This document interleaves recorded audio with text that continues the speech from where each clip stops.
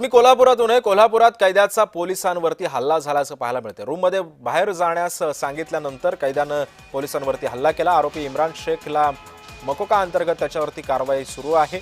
वर्षभरापासून तो कारागृहामध्ये आहे। त्याला रूममधून बाहेर जाण्याला सांगितल्यानंतर कैद्यानं या पोलिसांवरती हल्ला केला। आणि या संदर्भामध्ये अधिक माहिती जाणून घेत माझे सहकारी अमरसिंह पाटील सध्या आपल्या सोबत आहे। अमर, नेमका काय प्रकार घडला? एवढा का राग अनावर झाला या कैद्याला? गेल्या काही दिवसापासून कळंबा कारागृहामध्ये असणाऱ्या हा कैदी आधी पूर्वीपासून रागीट असल्याचं आता माहिती मिळते।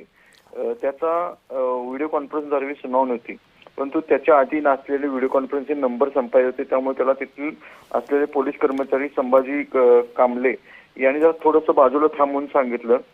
कांबळेनं अशा पद्धतीने मला का सांगितलं, मी कोण आहे माहिती आहे का, असं म्हणून त्यानं हुज्जत घालायला सुरुवात केली। त्याला बाकीच्या पोलिसांनी सांगितलं की बाबा तू असं काही करू नको, एका बाजूला थांब, तुझं ज्या वेळेला सुनावणी असेल त्यावेळेला तुला रूम मध्ये घेतलं जाईल। त्या रूम मध्ये आत जायच्या आधीच त्यानं दुसऱ्या एका पोलिसाच्या अंगावर धावून झाला आणि तिथल्या कैद्याने त्याला सावरण्याचा प्रयत्न केला, तरीही त्यानं मारहाण केली। एका पोलिसाच्या नाकाला मुक्का मारावा लागला आणि त्याच्या अंगावर मारामारी झालेली आहे। आता गुन्हा नोंद करण्याची प्रक्रिया चालू आहे। सिद्धेश, नक्कीच धन्यवाद अमर सिंग, आपण दिलेल्या या सविस्तर माहितीबद्दल।